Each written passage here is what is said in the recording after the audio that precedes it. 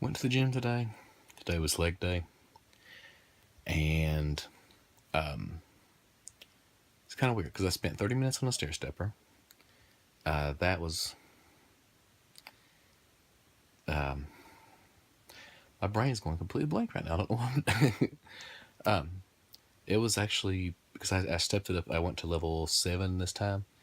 And that was a real workout. So after that, I did leg press and all the other ones that I normally do. And then I was like, well, there's also other two machines I've never used before. And it's generally what you see, like a lot of women use them. The one one where they put their legs on, they push them apart like this, and the other one where they pull them together. So basically, works the inner thigh and the outer thigh. I think that's what the image showed. And I was like, okay. I was like, okay. I'm not really sure about the usefulness, like what muscle groups they work and why, stuff like that. And I was like, I looked it up on my phone, and it was like, oh, for rollerblading, skating, skateboarding, stuff like that. It actually helps a lot, be able to push and stuff like that. I was like, And I was like, wait a minute, yeah, when I rollerblade, my inner and outer thigh actually get a really, they actually, because I don't work, those muscles are kind of hard to work out. It actually makes those muscles sore if I rollerblade for long periods of time. So I was like, all right, cool. So I did it. And it's kind of funny though how many people walk by and look at you strange because a guy's using that machine. I'm sitting there like, I don't really care, but why is it that strange? The only reason why I never used them is because I just never really. I was like, man, I didn't know I didn't really know what muscle groups they really worked and what those muscle groups actually focused on. And I thought maybe other exercises I was doing was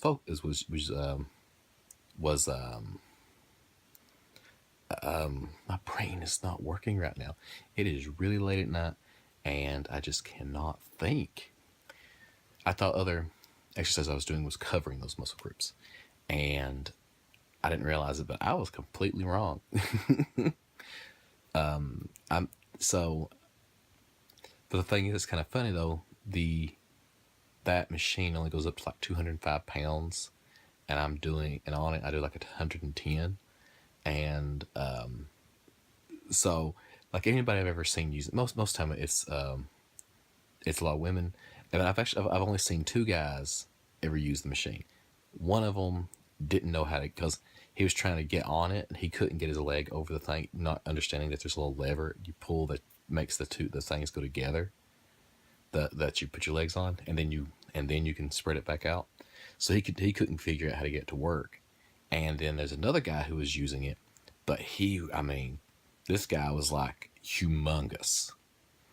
And I don't mean like fat wise. I mean he was like Arnold Schwarzenegger when he played Conan the Barbarian. Huge. This guy was just a monster.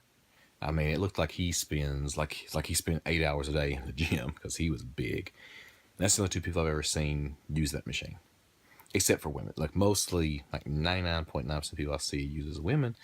And I'm like, I'll be using it every time on leg day now because it actually focuses a muscle group that I don't know another way to focus. So it's kind of interesting to find two other machines I'm going to start using. So basically now I just go in a line this way, get all the ones in the front row. Then on the second row, I get all the ones in the second, and makes it pretty easy because you don't skip an exercise when you do that. But it drives me crazy that there's some people that will jump on one machine, use it, and then they go to like another row, like really far away, and do something on another machine, and then try to get back to that first machine. And if somebody's on that first machine, they sit there and like stare at them for a second, like, I was using that. No, you weren't. You were on another machine. And then they'll go to the third machine and use it. and then go back to the other one, and it's just this weird jumping around that they're trying, and they never wipe the machine off. I mean, if you like me, I sweat a lot. I know I don't, and I know nobody wants to get on a machine after I've been on it because it's covered in sweat. So I always wipe it off. Like they actually have these spray bottles with this, like, I guess disinfectant or something. I'm not really sure what's in it, but you spray the machine, you wipe it off. I always do that. But some people, I'm like, dude, I mean, you're at least gonna sweat a little bit.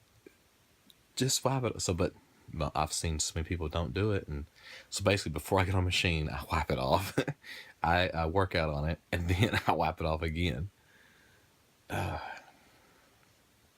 just I don't know if people don't understand you're supposed to do it, but they like when you come in, they have a basically these like microfiber towels, and they have the bottle sitting there. So if you want, you can grab a clean one and a bottle, just carry around with you, or they have them sitting all over the place, like at different stations, that you can just grab and just use it and then put it back. But it's like people come in and they take those microfiber and they use them to wipe their forehead and stuff with. And I'm sitting there thinking they don't supply that, and those towels, they're probably not clean enough. I think it's raining outside. I hear something out the window, and I'm like, that sounds like rain. But it just seems like people don't think that they probably don't wash these enough to be considered to remove all of that chemical from it. So, because I used to do write software for textile companies, and there's different classes of like towels and stuff like that. There's towels that humans are going to use, and there's towels for cleaning, and there's different cleaning levels that you have to obtain. For something that's going to be used on a person has to meet a certain standard. If it's just used for cleaning, you don't have to. It doesn't have to meet that standard. You can actually just clean it as to a certain point, and basically it's saying, hey, any cleaning agent you've used been completely removed from the rag. If you're using it for cleaning, you don't have to do that. So I'm pretty sure that they're not putting this through a wash that's really suitable for this to be used as something to wipe your sweat away around your eyes. But every single day I'm there, I see somebody wiping their face with those rags, and I'm like, I don't know. If you have sensitive skin, that's probably going to break you out. And if that sweat gets in your eyes, it's probably going to burn, because that probably still has a little bit of that chemical on it. There, I'm ranting again. Sorry about that. But today, Adrian was very, very clingy. It's very odd. Like he when he woke up, normally when he wakes up in the morning, he'll want to lay on me about a minute or two, then he'll get up and play. But today, it's kind of weird. Like, he'd lay on me for a while, and then he'd get up and play, and then he'd come and lay on me, and just lay there. And like, at one point, he actually sat on me, and then took he had his card in his hand, and just wrote it on my chest. And I'm like, this is kind of weird. I don't know if he was feeling bad or what.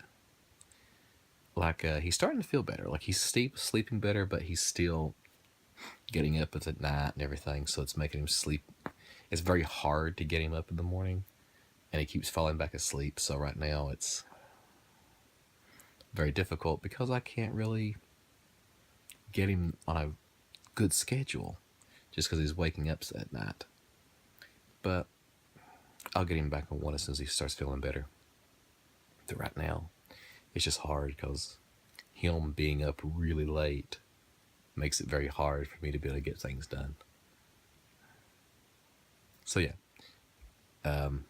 there's a joke that says, why does every parent tell you should have kids? It's because misery loves company. And I understand that's a joke and everything, but like, kids are great. don't get me wrong, I would never give Adrian up or anything like that. But the first 3 weeks is probably the of the when you have a new baby, it's probably going to be some of the worst of your life, because you're adjusting to the baby is adjusting to you, you're trying to get into a routine, and basically everything is turned upside down.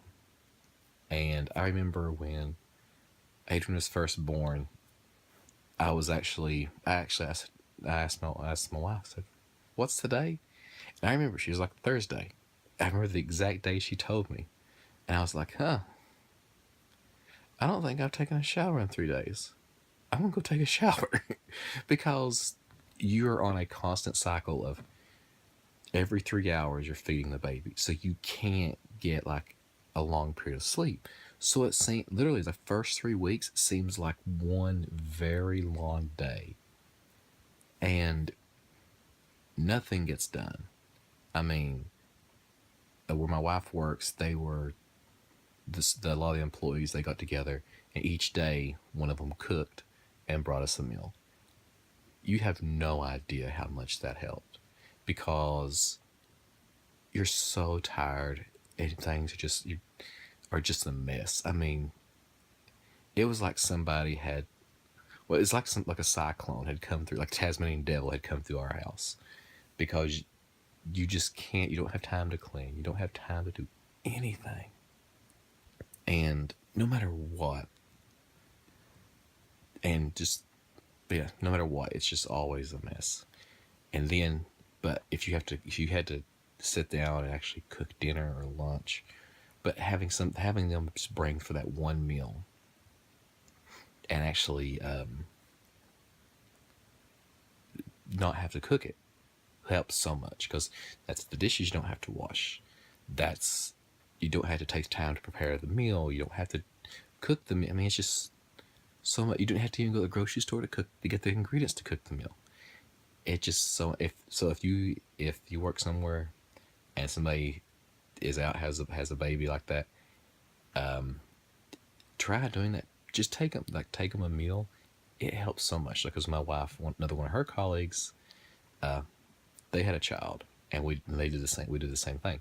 We cooked some meals, took to them. It does help. It's anything for especially if it's their first child. Like with me and Adrian, it was our first child. Holy cow! I mean, if it's their second child, they pretty much have things down pat. Don't get me wrong, taking them the meal would still help, but it's not as, holy cow, what am I going to do now? Because it is a mess. Because no matter what, even when you have the perfect child, I mean, one that starts sleeping through the night really quickly, you have no issues with feeding, no allergies, no nothing. You're still on that 3-hour cycle. Every 3 hours you have to feed. And that's just... So yeah, don't get me wrong, I'm not saying don't have kids, but that is something nobody tells you. Nobody will tell you that those first 3 weeks are just torture. And they are. After that, it gets a little bit better. And then they learn to walk. That's a whole nother story.